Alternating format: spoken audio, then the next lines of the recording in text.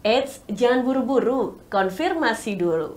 Konfirmasi edisi kali ini akan membahas mengenai salah satu dari poin reformasi birokrasi tematik, yaitu terkait investasi.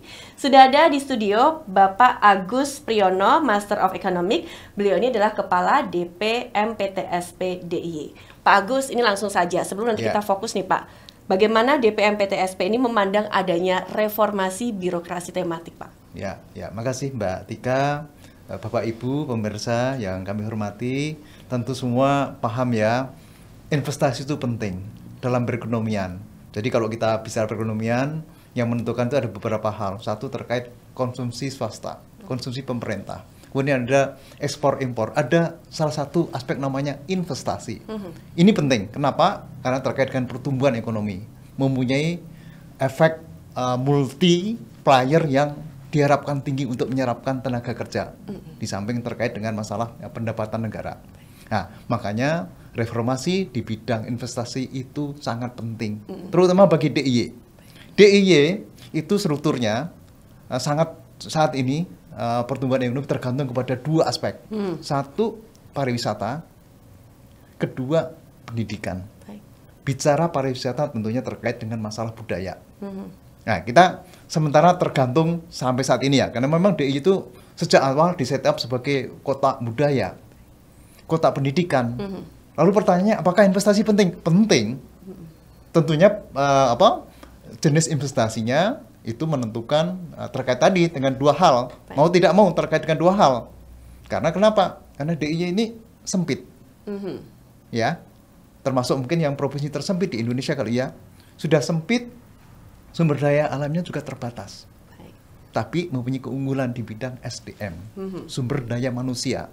Makanya nanti kalau kita bicara masalah investasi, ya jenis investasinya akan menyesuaikan tadi dua unggulan, termasuk memanfaatkan keunggulan SDM. Mengapa reformasi penting? Penting, apalagi kita bangsa Indonesia 2 tahun lalu ya sudah menggulkan Undang-Undang Cipta Kerja. Ini juga nanti berdampak signifikan terhadap bagaimana para pelaku usaha itu menjalankan investasinya yang ada di DIY. Di Indonesia, utamanya di DIY. Tapi nih Pak, prospek kalau kita misalnya melakukan investasi di DIY sendiri seperti apa sih Pak? Ya. Jadi prospeknya tadi saya sampaikan.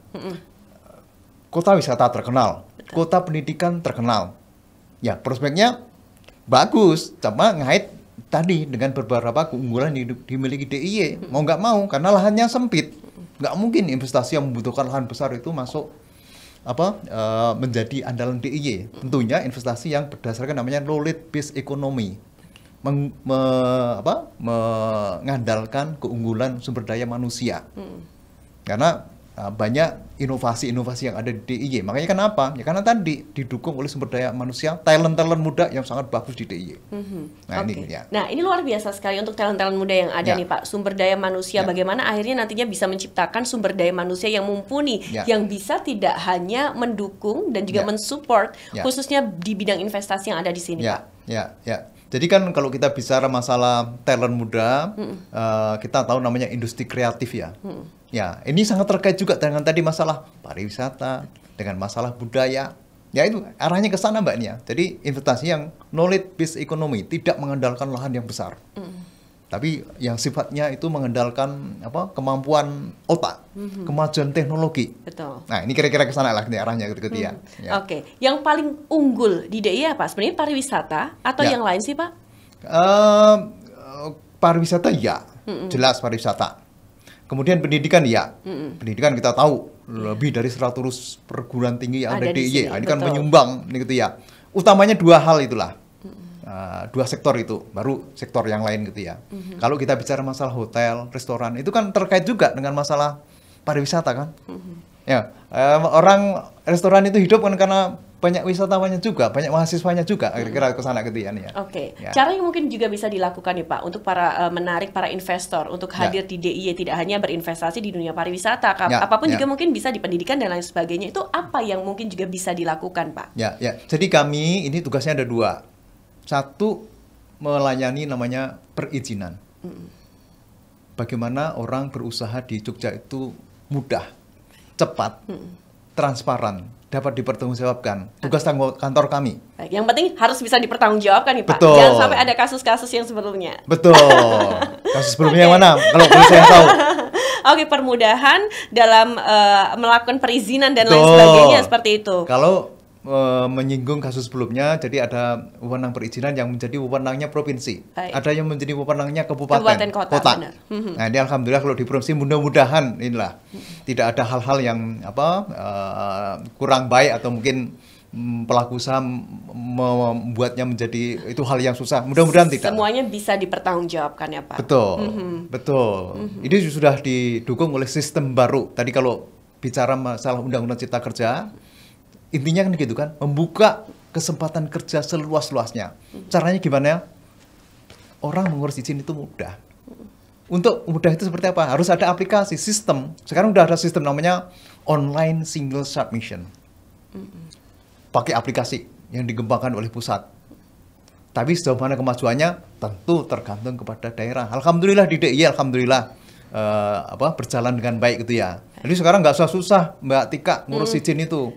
Dari rumah pakai HP bisa kok, itu kan. Asal semua persyaratan terpenuhi. Tapi nggak harus datang ke kantor saya, nggak harus. Oke. Kami sebetulnya pemerintah Indonesia mengembangkan sistem itu supaya memang kalau bisa nggak usah ada kontak langsung lah. Orang ngurus izin, dulu kan gitu kan? Iya. Orang ngurus izin tuh Harus datang ke kantor, kemudian di harus kantor, antri. itu kan menimbulkan persepsi atau mungkin kejadian juga ada gratifikasi, ada amplop, ada. Ini kan dengan aplikasi itu kan mengurangi kontak langsung gitu ya, ininya efisien, efektif. Meskipun demikian, tidak semua orang kan Melek teknologi Pak. melek teknologi. Nah, ada juga yang gaptek. Nah itu gimana Pak caranya Iya. nih, Pak agar menyadarkan masyarakat ternyata memang Betul. peralihan teknologi saat ini sangat penting sekali. Betul. Kami sadar bahwa sebagian masyarakat itu masih mantep, marem, suka kalau Ketemu langsung. ketemu datang langsung. ke kantor. Kalau Ya. ada kesulitan langsung dibantu. Nah, kami tentunya sangat siap untuk membantu para pelaku usaha untuk mengurus perizinan. Kami siap lah. Kami jamin tidak ada tadi hal-hal yang tidak diinginkan ya. Karena sama CCTV kami pasang semua, Baik. kami selalu monitor. Termasuk kami buka kolom pengaduan kalau dua hal yang kurang sesuai, mohon dapat mengisi kolom pengaduan atau mengadu ke saya langsung, bisa. insya Allah nanti Oke. akan kami segera tangani hal seperti itu. Jadi kami terbuka. Baik. Kami senang kalau masyarakat itu menyampaikan kritikan, masukan, tapi saya selalu menyampaikan catatan bahwa masukan, kritikan adalah sama-sama agar kinerja kami itu semakin baik. Oke. Nah, itu kira-kira seperti itu. Kami butuh masukan dari masyarakat. Apa sih yang kurang dari kami dalam rangka membantu para pelaku usaha untuk mengurus perizinan? Kami perlu masukan.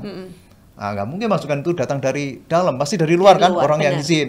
Maka kami selalu dari waktu ke waktu mengadakan survei. Sejauh mana sih kepuasan masyarakat? Alhamdulillah. Selama ini indeks kepuasannya inilah di atas yang diharapkan, alhamdulillah itu ya. Oke, Pak Agus, kalau bisa dievaluasi nih Pak, ya.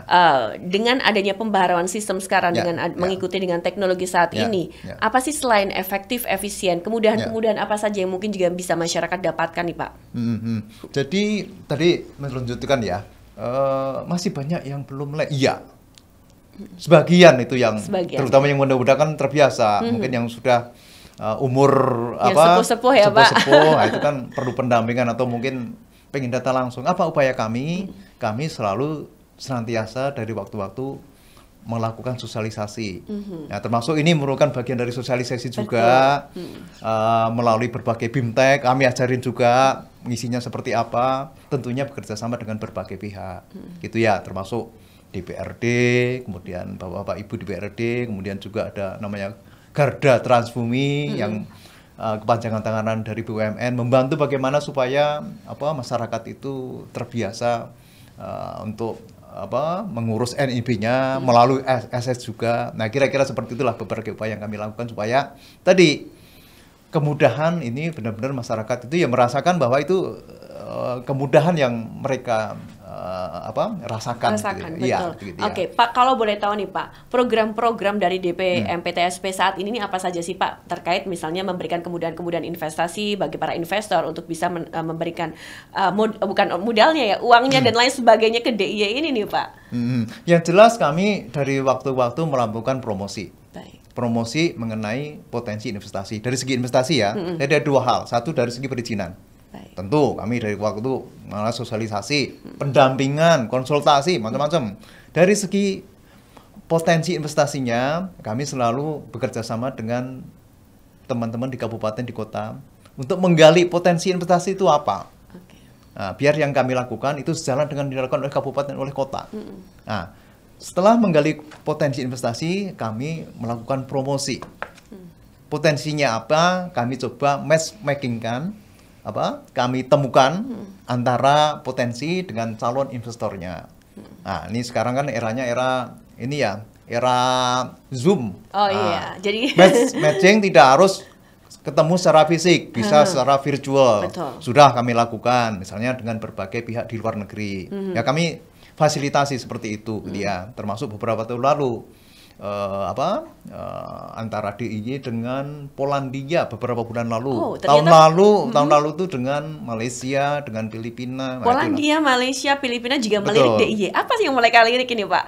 Ya, kita tahu DIY itu tadi unggul di bidang ini, di bidang pariwisata, di bidang budaya, kemudian juga pendidikan tadi, ada knowledge based ekonomi cukup kuat. Nah, ini yang kita tonjolkan seperti itu. UKM-nya juga alhamdulillah DIY juga kuat. Nah, ini kira-kira kita mencoba untuk mempertemukan antara potensi yang ada dengan calon investornya atau calon pembelinya gitu ya. Oke, baik. Ya.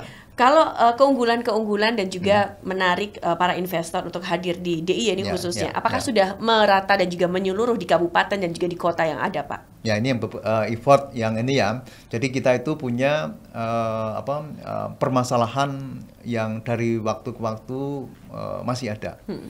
Tingkat pertumbuhan ekonomi di DIY itu belum merata.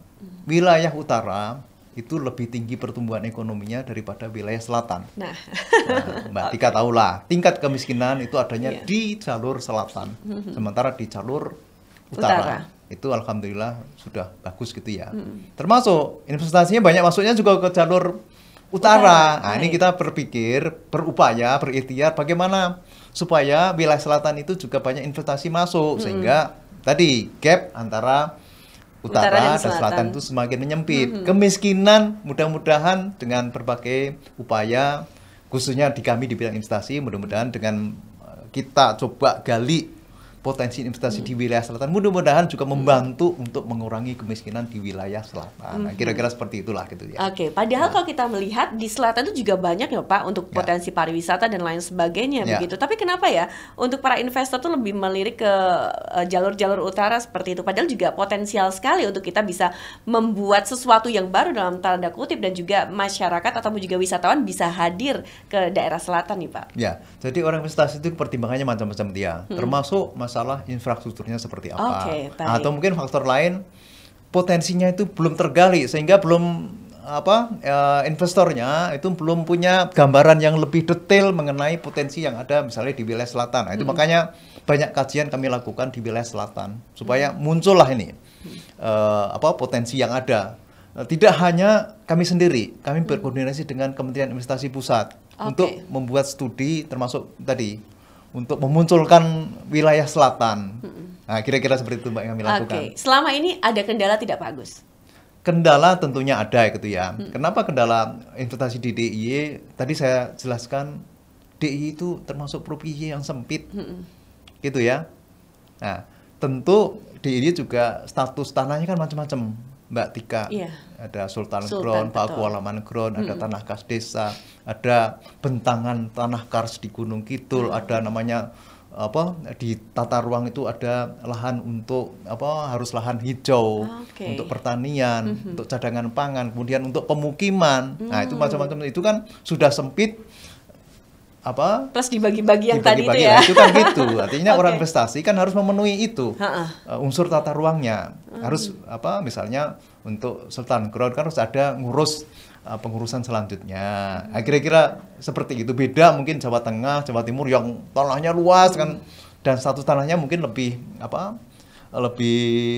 lebih homogen ya daripada kita tadi berbagai status yang ada. Ini otomatis kan orang tentunya juga mempertimbangkan itu semua gitu ya. Meskipun Mbak Tika juga tahu gitu ya, meskipun tanahnya mahal, tapi kan tetap favorit kan.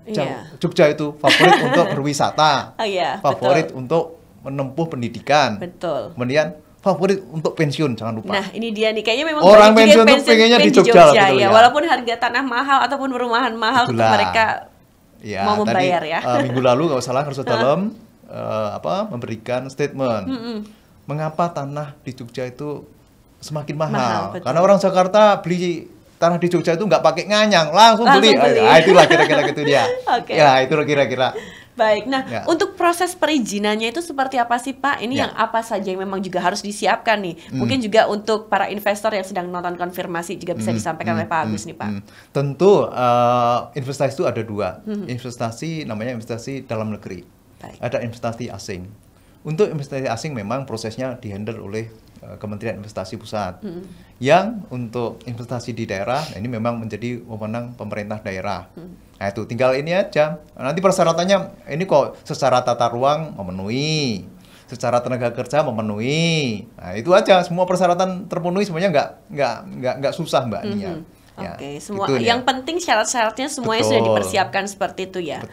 Oke, kalau ke depan nih, kalau menurut Bapak nih, yang paling yang paling mumpuni ataupun juga yang paling bisa kita lakukan nih khususnya di DIY agar bisa lebih diminati oleh tidak hanya masyarakat, kemudian juga oleh investor dan lain sebagainya, apa yang memang harus dilakukan nih Pak? Tentunya kita lebih mendorong lagi, mengeksplor lagi berbagai potensi. Ada terutama yang mengutamakan tadi knowledge base ekonominya, gitu kan? Knowledge base ekonomi berarti, makanya kalau Mbak Tika perhatikan perusahaan rintisan, startup itu di DIY kan berkembang subur gitu ya. Kita termasuk 3 besar untuk ini loh, perusahaan rintisan loh, selain Jakarta, Malang, Jogja itu termasuk nomor 3. 3 besarnya itu besar. Ini seperti itu gitu ya. Orang suka untuk berbisnis di Jogja. Survei menunjukkan bahwa mengapa sih perusahaan rintisan yang baru-baru itu suka di Jogja? Satu, karena nyaman dan aman.